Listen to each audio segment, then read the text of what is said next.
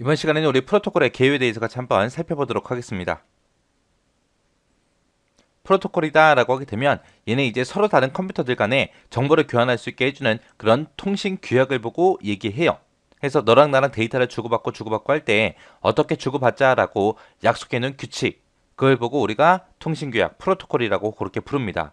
이런 프로토콜의 기능에는 크게 세 가지가 있어요. 우리 통신망에 흐르는 그런 패킷 수를 조절해주는 그런 흐름 제어하는 기능도 있고요. 데이터를 주고받고 할 때 송수신기가 같은 상태로 그렇게 유지하도록 그렇게 도와주는 그런 동기화 기능도 있고요. 그 다음에 데이터를 주고받고 할 때 이제 전송 도중에 발생할 수 있는 그런 오류를 검출하는 그런 기능도 있습니다. 이런 기능을 가진 게 우리 프로토콜이에요.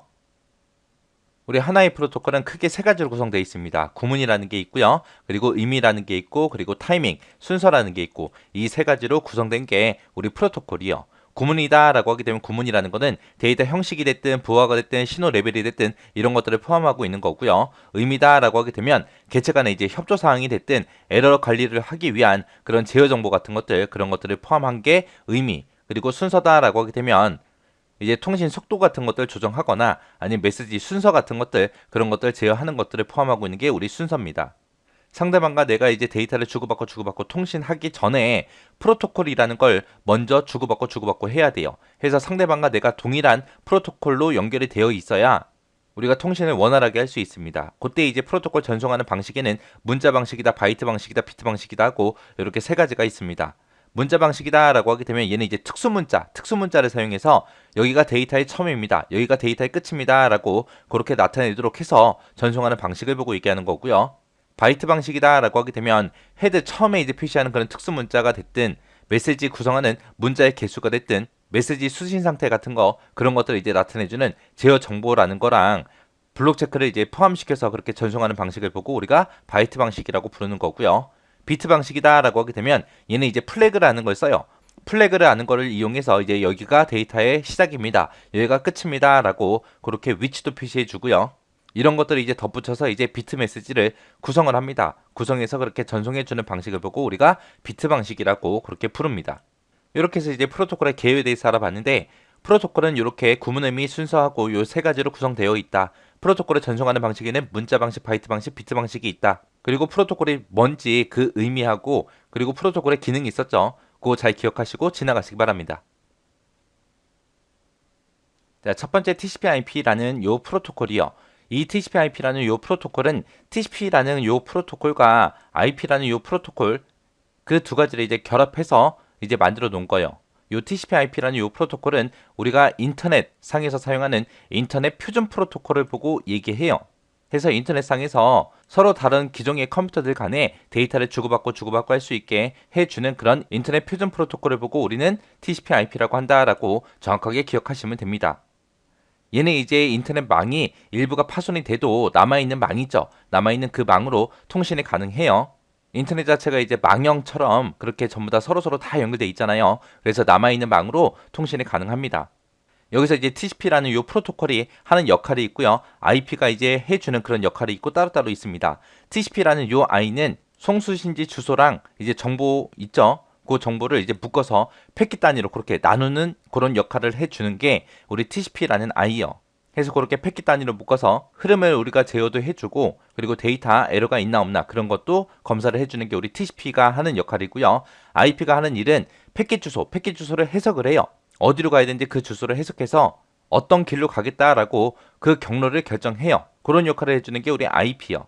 그래서 이 TCP/IP가 시험 문제에 엄청나게 나옵니다. 얘는 무조건 기억하셔야 돼요. 이 네 가지 전부 다. 그래서 얘는 인터넷 표준 프로토콜이다라는 거 정확하게 기억하셔야 되고요. 그리고 여기서 이제 TCP가 하는 역할, 그리고 IP가 하는 역할, 요거 꼭 기억하셔야 돼요. 그 다음에 이제 ARP라는 게 있고, 그 다음에 RARP라는 게 있고, 이렇게 두 가지가 있습니다. 얘랑은 서로서로 반대예요, 반대. 반대의 역할을 해줘요. 얘는 이제 주소를 분석해주는 그런 프로토콜이에요. 주소 분석 프로토콜인데, 우리가 인터넷상에서 사용하는 주소가 우리 IP 주소잖아요. IP 주소고, 그 목적지에 그 컴퓨터에 물리적인 주소가 있는데, 그런 물리적인 주소를 보고 우리가 이더넷 주소, MAC 주소라고 그렇게 부릅니다. 근데 내가 IP 주소만 알고 있어요. IP 주소는 알고 있는데, 요 MAC 이더넷 주소를 몰라요. 모를 때 이제 IP 주소를 가지고 이더넷 주소, MAC 주소를 그렇게 찾아주는 역할을 해주는 게 우리 ARP요. 얘는 IP를 가지고 MAC 주소, 이더넷 주소 찾아주는 거예요. 요 RARP는 반대예요, 반대. 나는 이제 하드웨어 주소, 이더넷 주소를 알고 있어요. 이더넷 주소를 알고 있는데 그 이더넷 주소를 가지고 인터넷 주소, IP 주소를 찾아주는 그런 역할을 해주는 거, 변환해주는 그런 역할을 해주는 게 우리 RARP요. IP 주소를 가지고 MAC 주소를 찾냐, 아니면 MAC 주소 가지고 IP 주소로 변환을 하냐, 거기에 따라서 ARP하고 RARP하고 이렇게 두 가지로 나눠집니다. 해서 ARP라는 거는 IP 주소를 가지고 MAC 주소, 얘를 찾아주는 거고요. RARP다라고 하게 되면 MAC 주소를 가지고 우리 IP 주소를 찾아주는 그런 역할을 해주는 거다라고 요거 정확하게 기억하셔야 돼요. 그 다음에 이제 UDP라는 프로토콜이요. UDP라는 요 프로토콜은 사용자 데이터그램 프로토콜의 약자예요. 해서 얘는 IP를 사용하는 그런 네트워크에서 내 컴퓨터에서 이제 다른 컴퓨터로 실제 데이터 단위, 데이터그램을 전송하기 위해서 사용하는 그런 프로토콜을 얘기하는 거고요. 요 UDP라는 요 프로토콜은 오류 정정을 해주거나 재송신해주는 그런 기능이 없습니다. 그래서 UDP가 가지고 있지 않은 기능, 이 두 가지 정확하게 기억하셔야 돼요. 그 다음에 이제 ICMP다라고 하게 되면 ICMP라는 거는 우리말로 하면 인터넷 제어 메시지 프로토콜이에요. 얘는 우리가 인터넷을 사용할 때 이제 오류가 발생하잖아요. 그때 오류 처리를 어떻게 할 건지, 전송 경로 변경은 어떻게 할 건지, 그런 것들의 이제 제어 메시지를 관리해주는 그런 프로토콜을 보고 우리가 ICMP라고 합니다. 해서 ICMP라는 거 우리말로 뭔지 요것만 잘 기억하셔도 알 수 있잖아요. 그죠? 제어 메시지를 관리해주는 그런 프로토콜이요. 그 다음에 이제 SNMP요. SNMP다라고 하게 되면 우리 TCP/IP가 우리 인터넷 표준 프로토콜이라고 했죠.